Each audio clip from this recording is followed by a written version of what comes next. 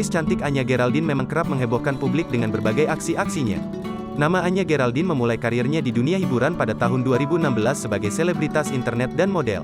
Setelah itu, namanya kian melambung dan menjadi artis yang kerap tampil di berbagai film. Pada potret terbarunya, Anya kembali menjadi pusat perhatian publik.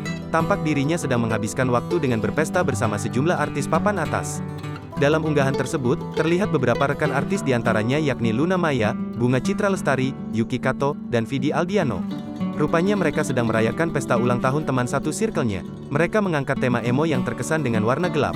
Sesuai namanya, para tamu pun tampil dengan outfit serba hitam. Dengan gaya kekinian dan glamor membuat mereka terlihat sangat keren. Dalam caption, Anya menuliskan soal tongkrongan. "Ini tongkrongan kami, Happy Birthday Gus," tulis Anya Geraldine dilansir dari Instagram, Jumat, tanggal 1 April tahun 2022. Tak sedikit, netizen ikut memberikan komentar di unggahan Anya Geraldine.